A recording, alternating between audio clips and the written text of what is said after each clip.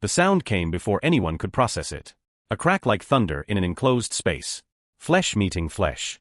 Then silence so absolute it felt like the world had stopped breathing. Taehyung Ijin's hand was still raised, his chest heaving with rage, his jaw clenched so tight the muscle twitched beneath his skin. Across from him, Donna Zayn stood perfectly still, her hand pressed against her reddening cheek, her dark eyes wide with shock that was already hardening into something more dangerous. 10 executives sat frozen around the glass conference table. Not one of them moved. Not one of them spoke. The quarterly financial projections still glowed on the screen behind them, abandoned mid-presentation. Get out. Taehyung's voice was low, controlled in a way that made it more terrifying than shouting. His elegant suit didn't have a wrinkle out of place despite what he'd just done. You're fired. I want you out of this building in 30 minutes. Before we dive into this emotional journey, if you're enjoying these stories of unexpected love and redemption, don't forget to subscribe and hit that notification bell so you never miss a story that might just change how you see the world. Now, let's begin. Donna didn't cry. That was the first thing people would remember later when they were questioned.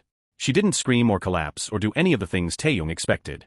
She simply lowered her hand from her face, straightened the lapels of her crimson blazer, and gathered her tablet and notes with fingers that barely shook. Ms. Zayn. One of the junior executives started to rise, his face pale with horror. Don't. Donna's voice was quiet but sharp enough to freeze him mid-movement. She didn't look at Taehyung again. Didn't give him the satisfaction. She walked to the door with her head high, her natural curls framing her face, every step measured and deliberate. The door clicked shut behind her with a sound like a judge's gavel. Taehyung turned back to his executives, his breathing still heavy, adrenaline making his hands shake now that she was gone. The projections she questioned were correct. We move forward with the Zayn Global merger as planned. Meeting adjourned. They scattered like birds after a gunshot. No one met his eyes. No one asked if he was okay or if that really just happened. They knew better. Taehyung Ijin, 32 years old and CEO of a multi-billion-dollar conglomerate, didn't tolerate questions about his judgment. He'd built Ijin Global from his family's failing textile business into a tech and manufacturing empire. He'd earned his reputation as brilliant, ruthless, and untouchable. One international hire with an attitude problem wasn't going to lecture him about risk assessments in his own boardroom. His chief financial officer, Mr. Park, lingered by the door. Sir, should we call legal? There were witnesses. Legal. Taehyung's laugh was bitter. For what? Terminating an insubordinate employee? She questioned my analysis in front of the entire executive team. She was hired 6 months ago through that diversity initiative HR insisted on, and she's done nothing but cause problems. Park shifted uncomfortably. Her work has actually been exceptional, sir. She's caught 3 major errors in the past quarter alone. I don't pay you to defend people I've fired. Taehyung's voice went cold. Make sure security escorts her out. And Park? Find out everything about her. I want to know who recommended her, why she thought she could speak to me that way, and whether she's connected to any of our competitors. Park nodded and fled, leaving Taehyung alone with his righteous anger and the ghost of that red blazer burning in his vision. 20 minutes later, Taehyung stood at the floor-to-ceiling windows of his corner office, watching the street 43 stories below. His 3 closest executives had gathered without being summoned. They always did when there was blood in the water. Director Kim, VP Song, and Manager Choi arranged themselves on the leather sofa like courtiers awaiting their king's pleasure. Did you see her face? Director Kim ventured first, his tone carefully calibrated between shock and amusement. She actually thought she could correct you. Taehyung didn't turn from the window. His reflection stared back at him, sharp-featured and cold. Arrogance. That's what happens when you lower your hiring standards. The HR department said we needed more international talent, VP Song added, shaking his head. But they clearly didn't vet her properly. Her resume probably looked better than her actual capabilities. Did you see what she was wearing? Manager Choi laughed, a sound like breaking glass. That blazer must have cost her 3 months' salary. Trying so hard to look like she belonged here. Taehyung finally turned, a cruel smile playing at his lips. That's the problem with people like her. Give them an opportunity, and they think it makes them equal. She probably grew up in some cramped apartment, scholarship student, never had real money in her life. He moved to his desk, fingers trailing across the imported Italian marble. Then she gets a position at Ijin Global and suddenly thinks she can question me? In my own boardroom. The executives laughed on cue, the sound ugly and eager. They were remoras feeding on the shark's kill, and they knew it. I heard she doesn't even have a car, Kim offered. Takes the subway every day like common staff. Probably sends half her paycheck back to family, Song added. These international hires always do. Taehyung poured himself a scotch, the amber liquid catching the afternoon light. She's exactly the kind of employee that drags down company culture. No respect for hierarchy, no understanding of her place. I did this company a favor. Through the window, he caught a glimpse of red on the street below.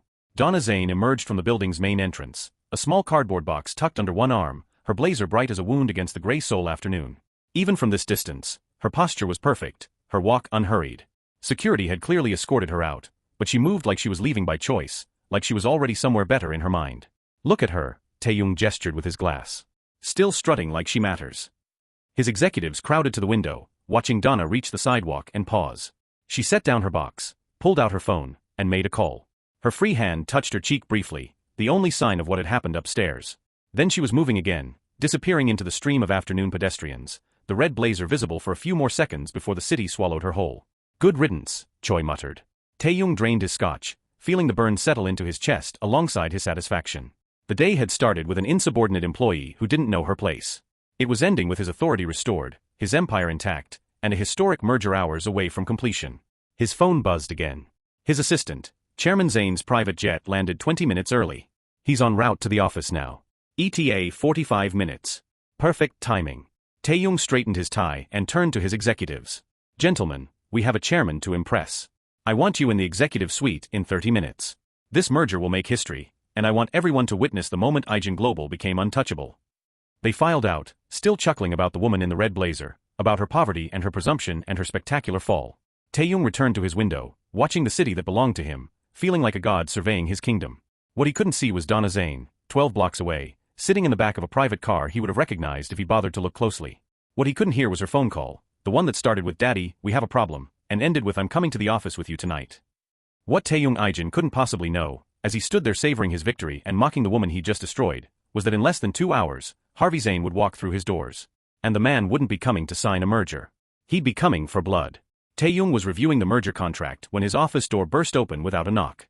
Jung-hoon from legal stood in the doorway, his face drained of color, his breathing ragged like he'd sprinted up 43 flights of stairs instead of taking the elevator. "Sir." The word came out strangled. "Sir, we have a catastrophic problem." Taehyung didn't look up from the contract. "I don't have time for dramatics, Jung-hoon. Chairman Zayn arrives in 20 minutes. It's about Chairman Zayn." Jung-hoon's voice cracked. "And the woman you fired." That got Taehyung's attention. He set down his pen slowly, deliberately, the way a predator goes still before striking. "What about her?" Jung-hoon stumbled forward, dropping a manila folder on the desk with shaking hands. "We ran the standard background check for the merger. Protocol requires verifying all employees who've had direct contact with sensitive documents in the past 6 months." He swallowed hard. Donna Zayn's legal name came back as Donna Zayn Pendleton.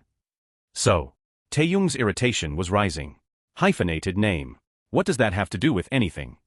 Pendleton is her mother's maiden name, sir. Jung-hoon's voice dropped to barely above a whisper. Her father is Harvey Zayn, chairman of Zayn Global. The man you're meeting in 18 minutes. The words hit like a second slap, harder than the first. Taehyung felt the air leave his lungs. The room tilted slightly, or maybe that was just his world beginning its collapse.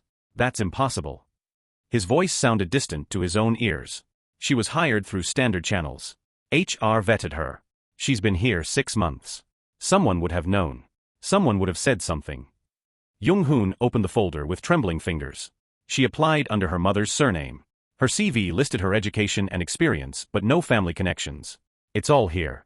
Harvard MBA. Previous positions at 3 Fortune 500 companies where she apparently worked under her mother's name to avoid nepotism accusations. He pulled out a photograph, a society page clipping from an American business magazine. This is from Harvey Zayn's 60th birthday gala 2 years ago. Taehyung stared at the image. Harvey Zayn, silver-haired and commanding, stood beside a younger woman in an evening gown. The same dark eyes. The same bone structure. The same face he'd struck 2 hours ago. She was working undercover. The realization hit him like ice water. Vetting us for the merger. Yes, sir. Jung-hoon's professionalism was cracking. And you just assaulted Harvey Zayn's only daughter in front of 10 witnesses, then fired her and had her escorted out by security like a criminal. Taehyung's hands went numb. The merger contract blurred in front of him. Harvey Zayn wasn't coming to sign anything. He was coming because his daughter had called him. Because Taehyung had put his hands on her. Because there had been witnesses who would testify, cameras in the hallways that would show her leaving with a mark on her face. His career. His company. His freedom. Everything was about to end. How long until he arrives? Taehyung heard himself ask. Jung-hoon checked his watch, and when he looked up, there was something like pity in his eyes. Sir, according to building security, Harvey Zayn's convoy just pulled into the underground garage. He paused, listening to something coming through his phone. He's in the elevator now. With his legal team. And Donna is with him. Taehyung stood, his legs barely supporting him. Through his window, Seoul glittered in the falling darkness, beautiful and indifferent. Somewhere in this building, an elevator was rising, carrying the reckoning he'd earned. He'd mocked her poverty. He'd called her nobody. He'd struck her like she was beneath his notice. And now her father was coming. The intercom on his desk crackled to life. His assistant's voice, tight with barely controlled panic. "Sir, Chairman Zayn is here. He's requesting to see you immediately. He says it's not a negotiation." Taehyung looked at Jung-hoon, at the folder still open on his desk, at the woman in the red evening gown smiling beside her father in that photograph. "Send him in," he said, and waited for his empire to fall. "Wait." Taehyung's voice came out hoarse. "Tell him I need 5 minutes. Some kind of emergency. Anything." Jung-hoon stared at him like he'd lost his mind. "Sir, you can't make Harvey Zayn wait. Not now. Not after what happened." "5 minutes," Taehyung repeated, already pulling up his laptop with shaking hands. "I need to know who I'm dealing with."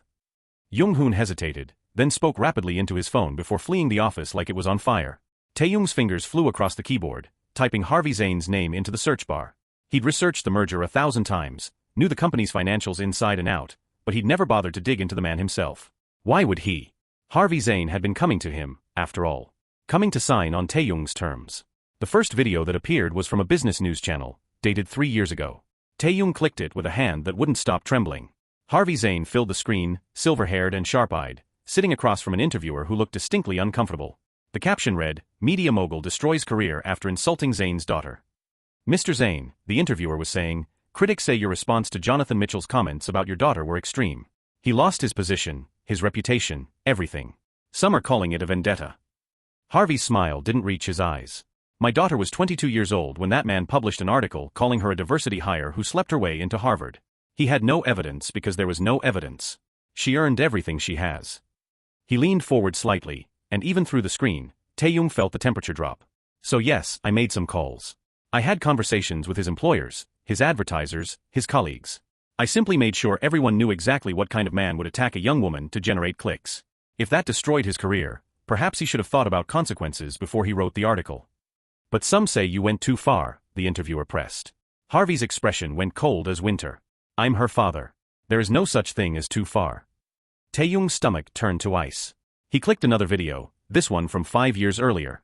A former business partner of Zayn Global being led from a courthouse in handcuffs. The news anchor explained how the man had made inappropriate advances toward Donna at a company function. Harvey had personally funded a complete audit of the man's finances, uncovering a decade of fraud that led to a 15-year prison sentence. Another video. Another destroyed career. Another example of what happened when anyone dared to harm Harvey Zayn's daughter. Taehyung clicked a final link, an interview from just last year. Harvey speaking at a business conference, talking about family and legacy. "I built this empire for one person," he was saying, his voice steady and absolute. "My daughter. Everything I have, everything I am, exists to ensure she inherits a world where she's respected and protected. Anyone who threatens that? They don't just lose a battle with me. They cease to exist in any meaningful way." The audience had laughed nervously, unsure if he was joking. He wasn't joking. Taehyung slammed the laptop shut, his breath coming in short gasps. This wasn't just a powerful CEO coming to negotiate. This was a father whose defining characteristic was the complete and total annihilation of anyone who hurt his child. A man who had destroyed journalists, business partners, and executives with the same cold precision Taehyung used to fire employees. And Taehyung hadn't just hurt Donna Zayn. He'd struck her. In front of witnesses. On camera. He'd humiliated her, mocked her, had her thrown out like trash. His office door opened. Jung-hoon's face appeared, gray as ash. "Sir, he's done waiting. He's coming up now. 30 seconds. Taehyung stood on legs that felt like water. Through his window, Seoul's lights blurred into streaks of color. He'd thought himself untouchable an hour ago. A titan. A king in his own domain. Now he was just a man who'd made the worst mistake of his life. And the reckoning was walking through his door. Taehyung grabbed his phone before Jung-hoon could stop him. His fingers fumbled through the company directory, finding Donna's number, the one HR had on file for all employees. The one she'd probably already disconnected, but he had to try. He had to explain, had to apologize, had to do something before Harvey Zayn walked through that door. The line didn't even ring. Just a flat, automated message. "The number you have dialed is not in service." He tried again. Same result. His hands were shaking so badly he nearly dropped the phone. He pulled up his email, typing her address with fingers that wouldn't cooperate. "Ms. Zayn, I need to speak with you urgently. There's been a terrible misunderstanding. Please, I'm asking you to." The email bounced back immediately. User not found. She'd already wiped herself from every company system, probably within minutes of leaving the building. Of course she had. She'd known exactly what was coming. Try her personal number, Jung-hoon suggested weakly, but they both knew HR didn't keep personal contact information for employees who listed company phones as their primary. Another security measure Taehyung had insisted on implementing. Another trap he'd built for himself. He tried LinkedIn. Her profile was gone. He tried the General Zayn global contact number, getting only a cheerful receptionist who informed him that Chairman Zayn was currently unavailable and could she take a message. This is Taehyung Ijin, CEO of Ijin Global. I need to speak with Donna Zayn immediately. A pause. Then the receptionist's voice turned to ice. I'm afraid Ms. Zayn is not taking calls at this time. Chairman Zayn will be addressing all matters personally. Good day, Mr. Ijin. The line went dead. Taehyung sank into his chair, staring at the phone like it had betrayed him. She blocked every avenue, severed every connection. He couldn't reach her. Couldn't apologize. Couldn't even try to explain or beg for mercy. She'd left him completely isolated, waiting for judgment with no way to plead his case. His computer screen still showed the merger contract, hundreds of pages of negotiations that had taken 8 months to finalize. 8 months of careful strategy, of leveraging every connection, of positioning Ijin Global as the perfect acquisition partner. The deal would have doubled his company's value overnight, expanded into 3 new continents, secured his legacy as the youngest CEO to broker a transcontinental merger. All of it was about to vanish because he'd lost his temper for 30 seconds. Jung-hoon's phone buzzed. He listened, his face going from gray to white. Sir, Harvey Zayn just passed through lobby security. He's in the main elevator with 8 people. Legal team, Donna, and what building security is describing as private security contractors. Not a negotiating team. An execution squad. Taehyung looked at his watch. It had been exactly 2 hours and 17 minutes since he'd struck Donna Zayn. In that time, his entire world had restructured itself around a single truth he'd been too arrogant to see. He was never the one with power in this merger. Harvey Zayn had been vetting him through his daughter, and Taehyung had failed the test in the most catastrophic way possible. The financial reports on his desk seemed meaningless now. The awards on his wall, the degrees from Seoul National University, the magazine covers proclaiming him one of Korea's most promising young executives. All of it was about to become evidence in his own destruction. His office door opened again. His assistant, pale and trembling. Sir, they're on this floor. Chairman Zayn has requested the main conference room. The one where the incident occurred. Of course. Harvey Zayn wasn't just coming to destroy him. He was coming to do it in the exact spot where Taehyung had committed his crime, with the same witnesses who'd watched it happen. Taehyung stood, smoothing his suit jacket with hands that wouldn't stop shaking. Through his office window, he could see into the conference room across the hall. The glass table. The empty chairs. That one seat where Donna had sat in her red blazer, trying to save him from his own bad decisions. The seat was still empty. But in 60 seconds, Harvey Zayn would fill it. And Taehyung's empire would collapse. Harvey Zayn didn't knock. The conference room doors swung open with enough force to make everyone inside flinch. Taehyung stood at the head of the table, the same position he'd occupied 2 hours ago when the world still belonged to him. Now he felt like a defendant awaiting sentencing. Harvey Zayn was shorter than Taehyung expected, maybe 5'9", but he filled the doorway like a storm front. Silver hair swept back from a face carved from granite, dark eyes that tracked across the room with the precision of a predator identifying prey. His suit probably cost more than Taehyung's car. Behind him came 4 lawyers in matching navy, carrying briefcases that looked heavy enough to contain evidence for multiple felonies. Then came Donna. She'd changed out of the red blazer into a black suit that made her look like she was attending a funeral. Taehyung's funeral. Her cheek still showed the faint outline of his handprint, a shadow of bruising that makeup couldn't quite hide. She didn't look at him. Didn't acknowledge his existence. She simply took a seat 3 chairs down from her father and folded her hands on the table like she was preparing to watch something moderately interesting. The executives who'd laughed with Taehyung earlier were all present, summoned by Jung-hoon's frantic calls. Director Kim, VP Song, Manager Choi. They looked like they wanted to melt into the walls. Mr. Park sat rigid in his chair, his face the color of old newspapers. Harvey remained standing. The silence stretched until it became a weapon, sharp enough to draw blood. When he finally spoke, his voice was quiet, conversational even, which made it infinitely more terrifying. 2 hours and 23 minutes ago, you put your hands on my daughter. He wasn't looking at Taehyung yet. He was looking at the executives, at each face around the table, memorizing them. In this room. In front of 10 witnesses. You struck her hard enough to leave a mark that will be visible in photographs for the next 48 hours. Taehyung tried to speak. Mr. Zayn, No. The single word cracked like a whip. Harvey's eyes finally landed on him, and Taehyung felt his knees weaken. You don't speak unless I ask you a direct question. Those are the rules now. Your rules ended when you decided my daughter's face was an appropriate place for your anger. One of the lawyers opened a briefcase, pulling out a tablet. We have security footage from 3 angles. We have written statements from 6 of the 10 witnesses present, obtained in the last 90 minutes. We have photographs of the visible injury. We have Ms. Zayn's employment record showing 6 months of exemplary performance. The lawyer's voice was clinical, detached, like he was reading a grocery list instead of building a case that would destroy a man's life. Harvey walked slowly around the table, his hand trailing across the backs of empty chairs. I built Zayn Global over 35 years. 43,000 employees across 6 continents. Revenue that exceeds the GDP of small nations. He stopped directly behind Taehyung's chair, close enough that Taehyung could feel the heat of his presence. Do you know what all of that means to me compared to my daughter's safety? Taehyung's throat had closed. He couldn't have answered even if he'd been allowed. Nothing, Harvey said softly. It means absolutely nothing. I would burn every building, dissolve every contract, bankrupt every subsidiary if it meant protecting her from men like you. He moved back into Taehyung's line of sight, and his expression was colder than anything Taehyung had ever seen. This wasn't anger. Anger was hot, explosive, temporary. This was something geological, ancient, immovable. So here's what's going to happen, Harvey continued. You're going to stand there and listen to exactly how thoroughly I'm going to dismantle everything you've built.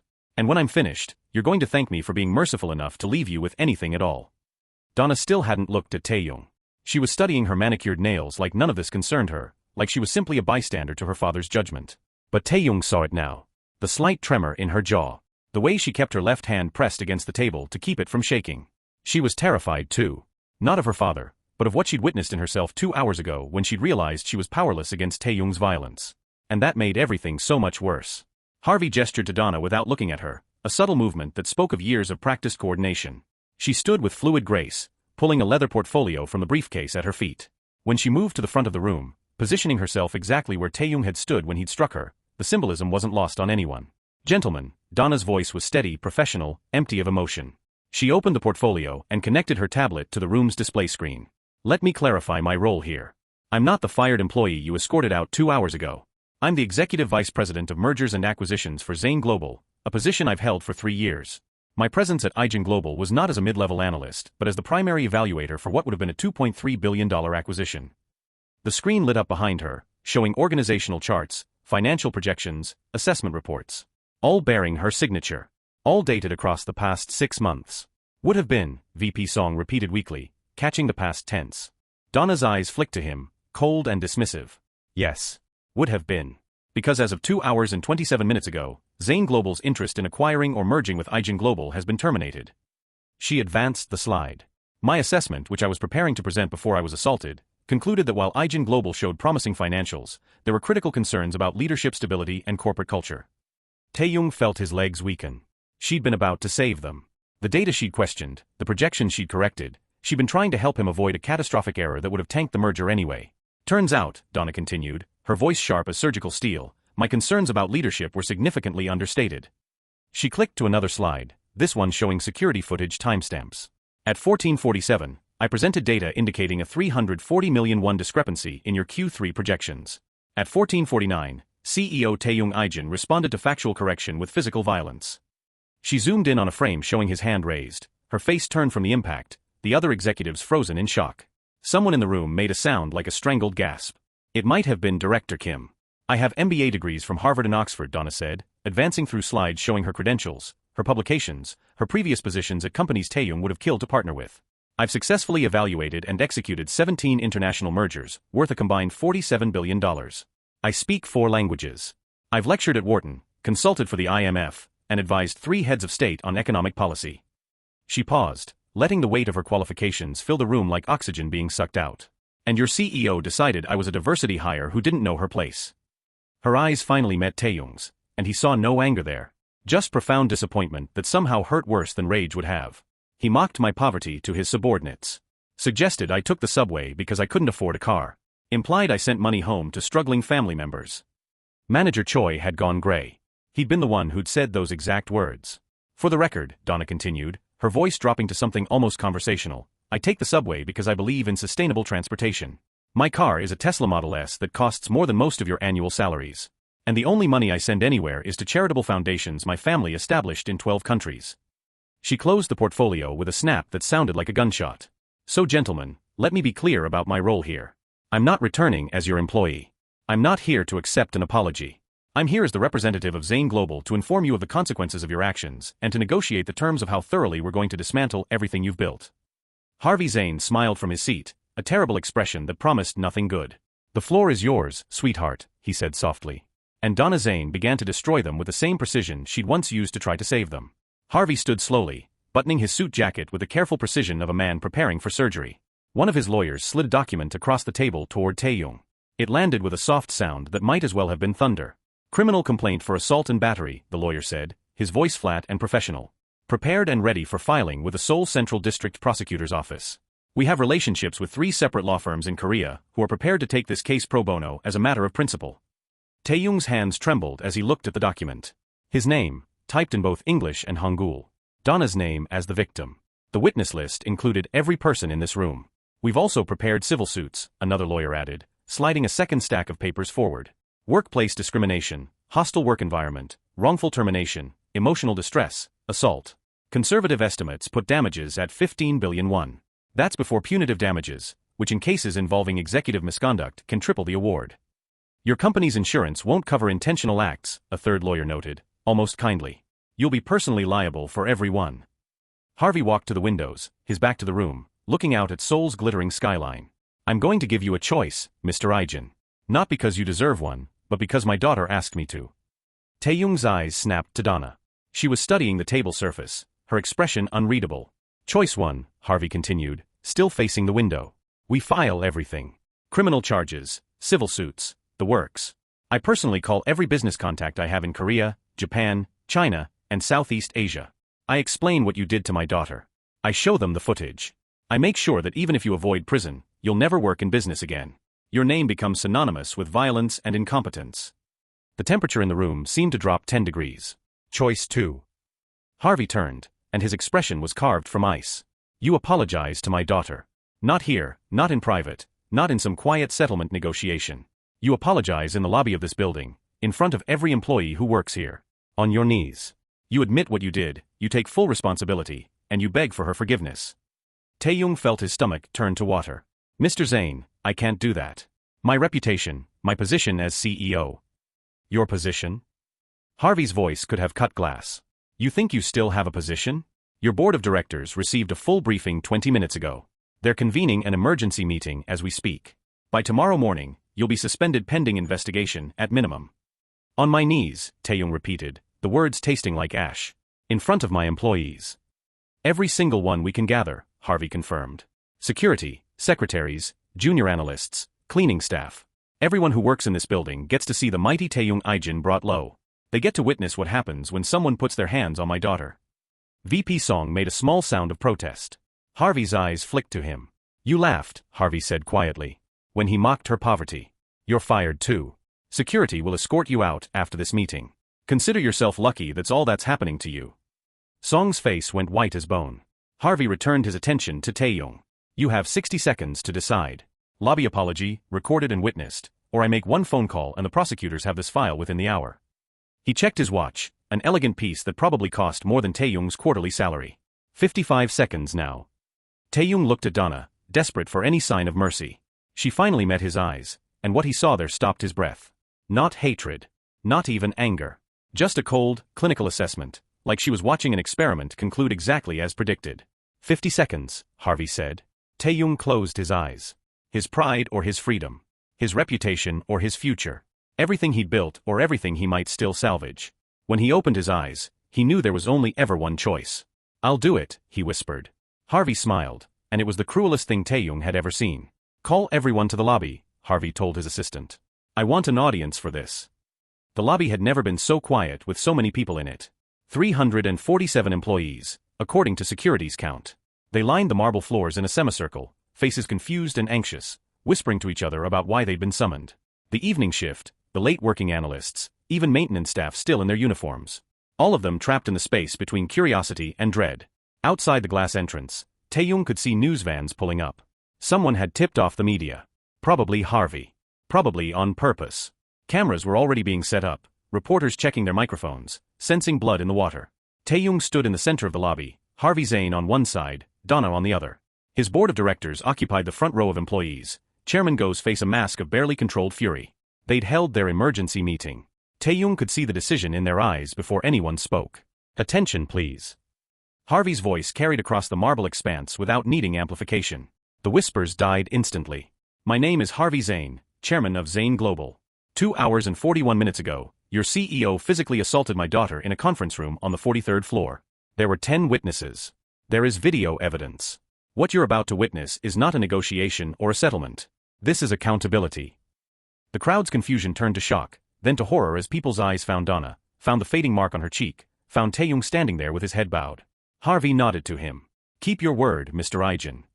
Taehyung's knees hit the marble with a sound that echoed through the lobby like a judge's gavel. Pain shot through his joints, but he barely felt it. The humiliation was so much worse.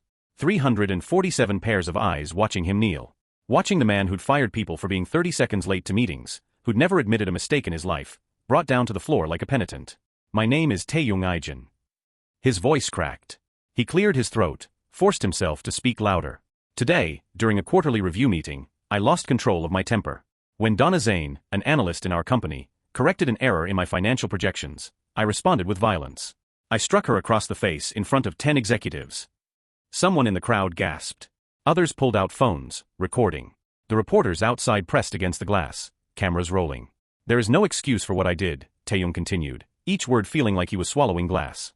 "No justification. No explanation that makes it acceptable. I abused my position of power.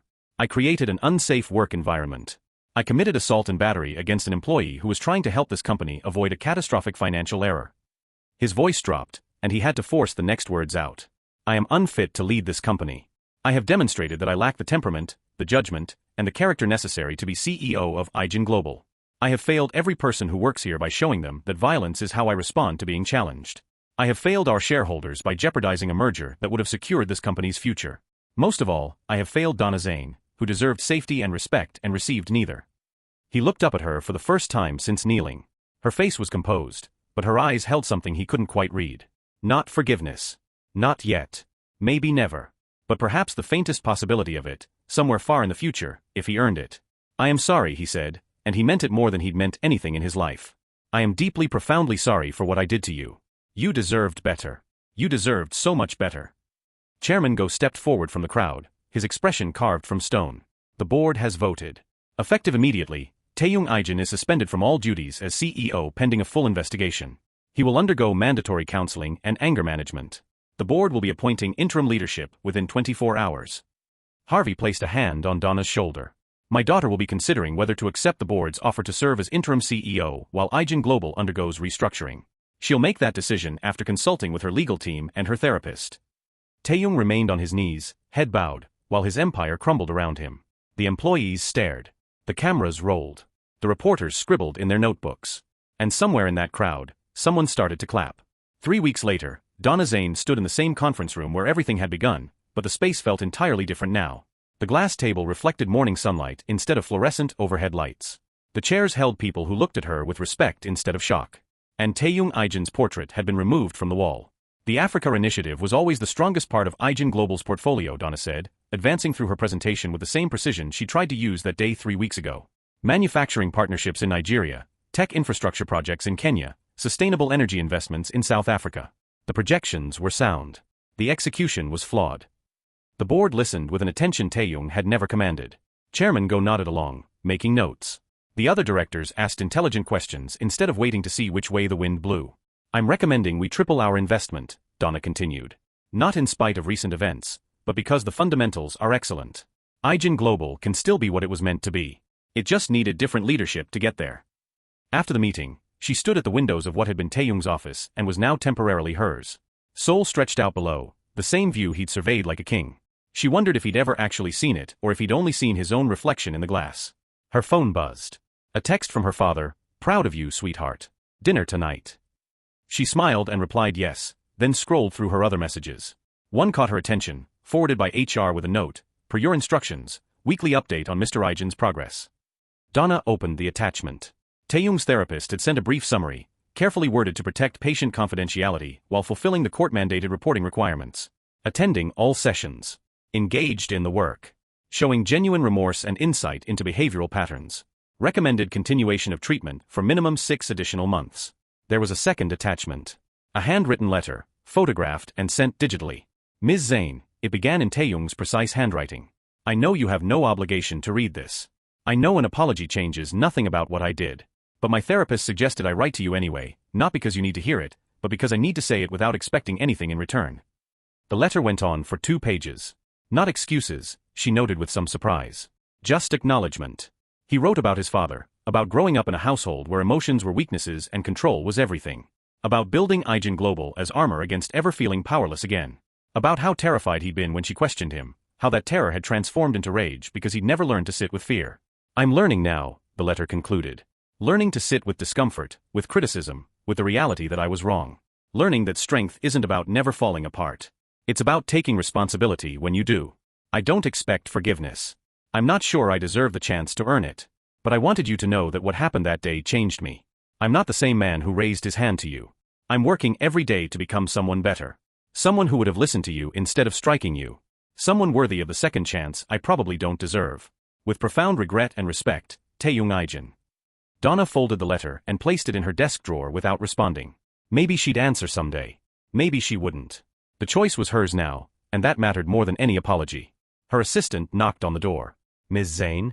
The Ministry of Trade delegation is here for your meeting about the Kenya project. Donna straightened her red blazer, the same one she'd worn that day, and smiled. Send them in. She had an empire to build. Not his empire. Not her father's empire. Her own. And this time, she was building it on her terms.